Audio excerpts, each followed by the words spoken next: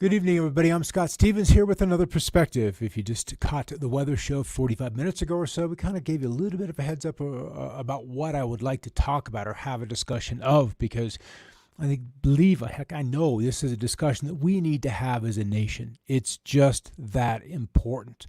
And what I want to say here is that my belief is that we all want the same things. We all want the same things. We've got folks out there protesting, supporting, rallying different parties, different candidates. But I think when we peel all of that away, the colors and the labels and the letters, ultimately, we all want the same thing. And that's why we were able to accomplish a revolution nearly 250 years ago, is because we wanted the same thing. The Boston Tea Party was triggered because of a 2% tax. 2%. That was enough to get the Patriots. That was enough to get the revolution. That was enough to get the tax revolt going. 2%. Look at your paycheck, your pay stubs now, and look at how much is being taken from you to support this system. We all want that liberty that our forefathers, our patriots, fought for 200 plus years ago. We all want that back. And I know that there's a way that we can do it.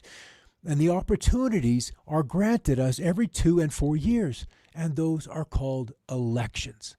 And that's why we have them, so that we can have a national discourse about those subjects, those topics, those issues that are important to us as individuals, as families, as nations, as companies, as human beings. And ultimately, that is what we all are. We are simply human beings having an experience, but we've created this structure, this need to identify with one side or another to the exclusions of friends and families and those we used to associate with, but now we can't because we get triggered or we're too afraid to talk about these subjects. They're so charged. And so this is kind of what I want to broach today, because for me, it's too important. This nation too great. The promise of what our forefathers created is too precious to let go of over silly things. From Alexander the Great, I am not afraid of an army of lions led by sheep. I am afraid of an army of sheep led by a lion. And that's what elections are about. Who is to lead? Who and where is that vision around which people can rally? Where is that ideal? Where is that vision of the future that everyone, all of us, can agree upon? So as I step back from the news flow in this past week, I question as to why this nation is suffering through such civil discord. As I pondered the question, I began to wonder just how real are our perceived differences on national policy? Are we really so different from each other that we can no longer speak to one another? Is there truly no middle ground between us? Do we break, or can we bend a little so that stronger together we can flourish again? Just how far apart are these two sides? And more than likely there are more than two sides all vying.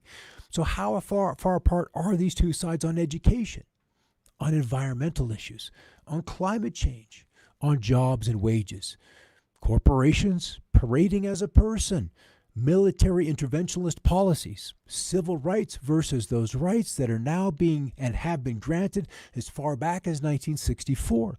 What about policing, corrupt policing, and the judiciary that follows the policing action? And there are so many more issues that are worthy of revolt, that are worthy of uprising, but yet we can't seem to bring these two sides together to simply have a civil discourse. We haven't even been able to have the two persons representing these two sides to talk to one another, and the election is less than 90 days away. Something is wrong with the system. We need elections to focus more on what we can accomplish together rather than how we can destroy the other side. Elections should be constructive and not destructive for the people, for the parties, and for all of us together. Robert F. Kennedy Jr., our democracy is broken because our campaign finance system, which is just a system of legalized bribery, which has allowed corporations and the very wealthy to control the election results. Would anybody disagree with that? All right, in 1947, Congress passed the 22nd Amendment to the Constitution, limiting the president to 2 terms. They said, quote, too much power for too long is a threat to our freedom.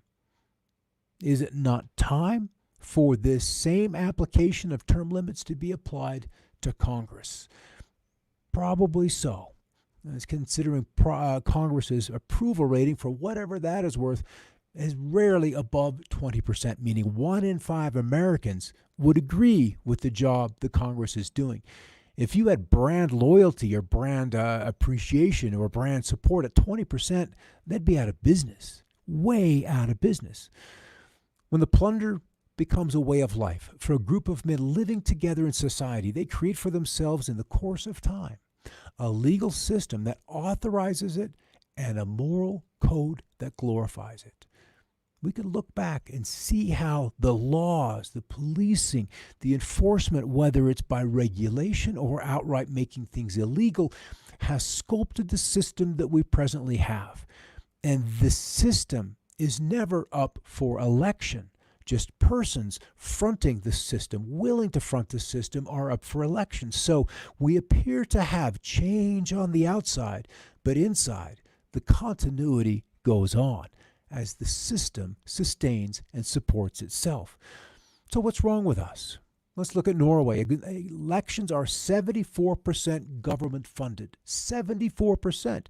And you can, on your tax return, check that box, and $3 goes to the election. $3. That's it. Political advertising on TV and radio is banned, and voter turnout is 81%, ranked 15th highest in the world, whereas in comparison, the United States U.S. elections are 80% funded by corporations and the super wealthy. Have you ever heard of political action committees? PACs. They're a disease. Much of this funded funds going for negative TV and radio advertising, and voter turnout is 48%, ranked 120th out of 169 countries. It's apparent that we can do better. It's readily apparent, even when you look at other places in the world, even if you want to consider third world nations, they've got better systems, better ways to run elections than what we have. All right, 7 years ago, our fathers brought forth on this continent a new nation, conceived in liberty and dedicated to the proposition that all men are created equal. Equality is about giving everybody an equal chance, not that we are all the same, not that we are all identical. And it's not about giving everyone an equal result. It's about the opportunity. And that's where we've fallen. That is what has been legislated away, judicialized away, has been just literally bit by bit by bit, that opportunity to thrive and to create, whether you're an entrepreneur, whether you're an inventor, whether you're exceptional in a way that would disrupt the status quo. That's what they don't want to have happen. That's where our equality is taken, is that if these corporations can be people and someone of exceptional gifts comes along to disrupt that long-established corporation, the odds are grossly stacked against success. From Martin Luther King, returning hate for hate multiplies hate, adding deeper darkness to a night already devoid of stars. Darkness cannot drive out darkness. Only light can do that. Hate cannot drive out hate. Only love can do that. And this is where we need to assess. When we watch so much media that is slanted, tilted, and has this darkness, maybe it's subtle and potentially it's just overt. It all exists in varying degrees. We have to be able to recognize it for what it is rather than being attached to the message that they're trying to tell. It's the tone of the message that's being delivered that really belies the truthfulness of what is there. Previous President Barack Obama, change will not come if we wait for some other person or some other time. We are the ones we've been waiting for. We are the change we seek. To accept that statement is to accept a responsibility. a responsibility. And part of me is excited to see those people walking in the streets on what side, whether you're MAGA or Antifa or BLM, it doesn't matter. It's action. You've chosen to try to affect change. And if the waters are still on top, but yet there's turbulence and churning underneath, ultimately that turbulence will reach the surface. And ultimately it will come to a boil. That's just the laws of nature. And so we see this boiling that's happening, and it will eventually come to the surface to where everyone must recognize it. And despite the protests, even in Chicago last night, not making the news, they're still happening. That energy has been thrown into the ethers. It has to be digested. From George Orwell and his landmark book, 1984, the masses never revolt of their own accord, and they never revolt merely because they are oppressed. Indeed, so long as they are not permitted to have standards of comparison, they never even become aware that they're oppressed. Read that again.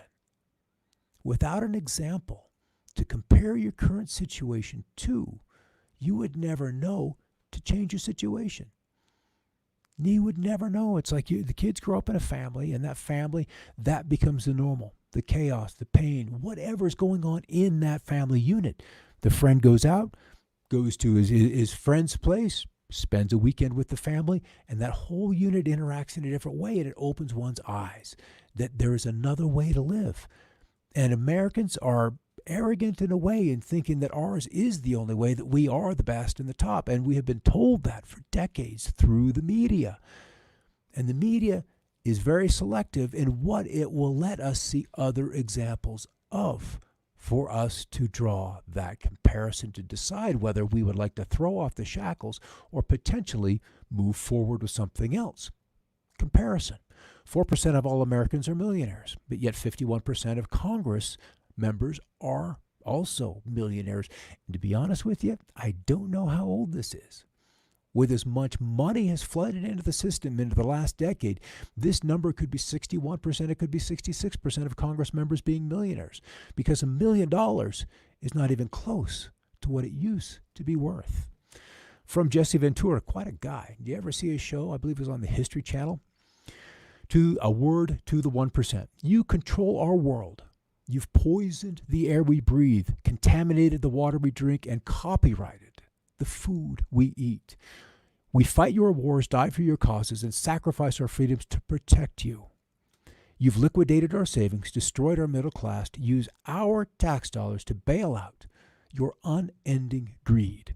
We are slaves to your corporations, zombies to your airwaves, servants to your decadence. You've stolen our elections, assassinated our leaders, and abolished our basic rights as human beings. You own our property, shipped away our jobs, shredded our unions. You've profited off disasters, destabilized our currencies, and raised our cost of living. You've monopolized our freedom, stripped away our education, and have almost extinguished our flame. We are hit, we are bleeding, but we ain't got time to bleed. We will bring the giants to their knees, and you will witness our revolution. I don't know how much longer afterwards he kept his job, because the empire has ways of silencing voices. And they'll talk the talk and talk us back from the edge, talk us back from taking action, talk us back from going to the streets, talk us back from talking, from speaking our voice, from exercising our rights. And Chief Joseph Nez Perce, I'm tired of talk that comes to nothing.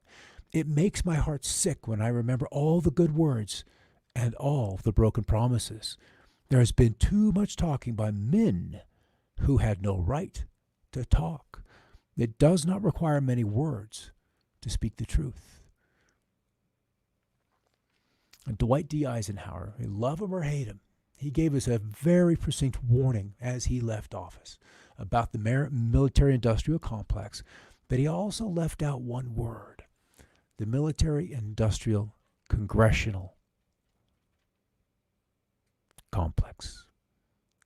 Congressional complex. If we could get that changed, if we could impose term limits, And it's not like we can do it to them, or maybe we can. Again, it's time for action. If a political party does not have its foundation in the determination to advance a cause that is right and is moral, then it is not a political party. It is merely a conspiracy to seize power. And in 2020, both sides would point the finger at the other and claim the statement as theirs. So John F. Kennedy, probably my favorite president. I just have a thing for the man. I just do. It had to be what it had to be, but he left us some treasures. Let us not seek the Republican answer or the Democratic answer, but the right answer. The right answer. Let us not seek to fix the blame for the past. Let us accept our own responsibility for the future. And this is where we are today as we draw closer and closer to another big election. Instead of blaming, we've got to look forward, not to take something away from another, but what we can build together, that we can together create something more than what we inherited. That is within our rights. That is within our possibility. That is a destiny if we so choose so. All right, Malcolm X, another, boy, the 60s must have been tumultuous, being born in the mid-60s. And then as history came along to look at these greats, the cusp of revolution that was almost happening, that was almost these brilliant souls, these bright lights sent to humanity to do this work for humanity. One by one, they were taken, and great sadness followed. But then a new generation comes along, many more this time than just these few, with different tools to work, different tools to organize, different tools to engage, and the same truth to share, that we all have a right as human beings for freedom, for liberty, and the pursuit of happiness. For Malcolm X, I'm for truth, no matter who tells it. I'm for justice, no matter who is it for or against. I'm a human being first and foremost, and as such, I'm for whoever and whatever benefits humanity as a whole. And if we could look back and strip away the red or the blue, the D or the R, and find the humanity in one another, in our situations, and it doesn't matter what scenario we're looking at, what wrong we are viewing, there are at least 1 million points of view to look at that scenario that is wrong. And some of those, appear as right action. And when we can see this, we can see and include those others as being human beings just like yourself, then we're going to be able to find that common ground upon which we can build a future that we might actually be interested in going into. So the problem is not necessarily people being uneducated. The problem is that they are educated just enough to believe what they've been taught and not educated enough to question what they've been taught. So we're given facts, but we're not given the capacity, the capability to process the information that we've been taught. And there's a big, big difference. Some of you, I'm sure, have seen a test, an 8th grade test from, I think it's like 1910. Some smaller school district, if they had a school district, here in the States. And you look at this test to graduate middle school, to graduate 8th grade. And there's a big part of me that wants to say that half of our college graduates could not pass this 8th grade test. And this failure of education has happened inside 1 century. 1 century, 5 generations. And we've lost our reasoning, our rationing, our capability to think beyond a reaction, be that an emotional reaction or a reaction from new information coming in. It's really kind of concerning how we're going to move forward that way or through this degradation of the education system. And it is intentional. It is absolutely intentional. Television, so says Morgan Freeman, is the monster in your home. And it is called a program for a reason. Your television is nothing more than an electronic mind-altering device. It has been designed to psychologically change the ways you view reality. Not the way, but the ways. That is plural. So each and every program, each and every bit of data coming in has a message with it. It has a purpose behind it. There's a reason why that message was then driven out. This is also something out that was driven out was from civics. We were not required to process, to learn, to understand the situation in which we live. Basic civics was a class that used to be required before you could graduate from high school. You were taught what was actually in the U.S. Constitution. And after all the student rebellions in the 60s, civics was banished from the student curriculum and was replaced with something called social studies. That's what I got, social studies. Here we live in a country that has a fabulous constitution and all those guarantees, a contract between the citizens and the government, and nobody knows what's in it. And so if you don't know what your rights are and how you can stand up for them, and furthermore, if you don't know what's in the document, how can you care or then even be aware to know if someone is shredding those rights? As we have the Patriot Act, as we have various NDAA laws passed, it's just this creeping thing of one process, one legalese, one law built slowly upon another.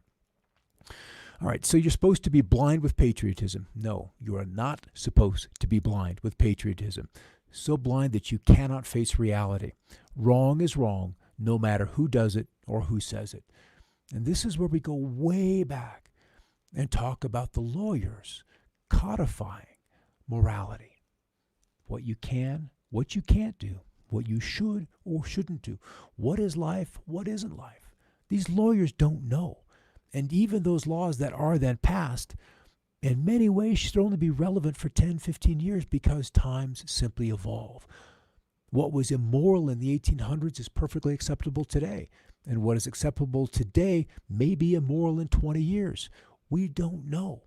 But we have laws that will trap those who push the boundaries, who want change, who push for change in one way or another. The laws from the old are there to hold it back. And when you look at the quantity of laws that are in place, whether they're just commercial code, whether they're judicial code, whether they're civil code, there's a very, very small place left for you and I to be free. We need leaders not in love with money, but in love with justice, not in love with publicity, but in love with humanity. And this justice isn't looking back across time and throwing stones at what we see now was wrong. And it's only wrong because we've got a greater awareness. We've got a greater humility and a greater understanding of what we've gone through, what those people went through.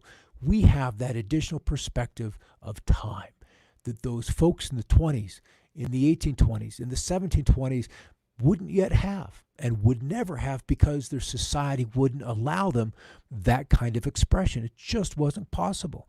So it's difficult to look at social justice today. Yes, we can recognize inequities, but those were the lessons that brought us to where we are today. Those lessons that happened 100 years ago were absolutely required so that we could be and have the opportunities that we have today. So we should be grateful for those sacrifices. And everyone, regardless whether there's a statue of you or not, you were written about or not, we all made sacrifices of one scale, one size, in one mission or another. We were all there and all participated in one degree. And we were all just doing the best we could. And now it's time to kind of move beyond the best and create this different ideal. Anthony Bourdain, what a guy.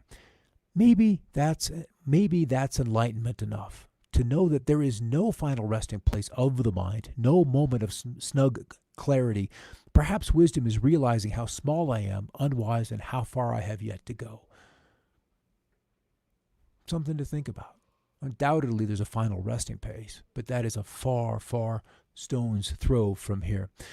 All right, so these are something, a quote I'd thrown up. And no one is equal to anyone else, never has been and never will be. Some achieve, some are lazy, some are driven to do great things, while others couldn't care less. We are individuals, and that is our strength and our weakness. Both are true. And now we've got a situation where we have whites or extreme racists against other whites. And inside ourselves, we must have enough of a space that is large enough to allow others the freedom to live their lives, regardless of their appearance, regardless of their situation in life, regardless of who we think they are. Because I can promise you, you don't know who they are. It's kind of sad, isn't it? This was a comment about the Libertarian Party being dead. And I'm like, I don't know. Sad, isn't it? Because this party is where the vast majority of us will find commonality. What is sorely needed is inspired leadership with command of language and the ability to clearly lay out a vision for this country's still great future and potential. And this is what I believe. And a part of me knows that we have this great future yet ahead of us. It absolutely exists. As Morgan Freeman said once again, self-control is a strength, calmness is mastery. You have to get to a point where your mood doesn't shift based on the insignificant actions of someone else. Don't allow the others to control the direction of your life. Don't allow your emotions to overpower your intelligence. All right, this is something I found, and I just believe it's too important because we all have so much in common, and in so many ways we are together. This was a man who spent some time in the service, and I just call this the battlefield. And the essay goes like this. I miss the battlefield, not the burning heat, not the ache of heavy armor or the cold darkness of hostile ground. I miss the clarity. We were fighting an enemy, though often vile, was completely clear on his cause and beliefs. They were willing to live hard and die hard for what they believed in, no matter how misguided. Most of all, I miss Americans. In a war between tribes, religions, sects, ideology, the enemy often churned, blended, twisted, and turned. But Americans were like rocks, Gibraltars in a storm. In the midst of the chaos, Americans were handholds on the cliff, bridges over the abyss of terrorism and treachery. The battlefield is the great crucible. On our battlefields, the one virtue that mattered was an American would stand fast and have your back. The bond and the lifeline in combat were other Americans.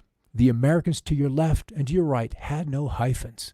I scanned for NODs and Kevlars, not faces or skin. In a street or alley, on the side of a mountain or sand berm, all I looked for was an American and a shoulder flag. The camouflage and combat literally and figuratively melted everything else together. No face, no religion, no politics, just Americans. There is clarity and a physical purity in that. Today at home in the United States, I miss the battlefield. I'm going to end here. I'm not afraid of an army of lions led by sheep.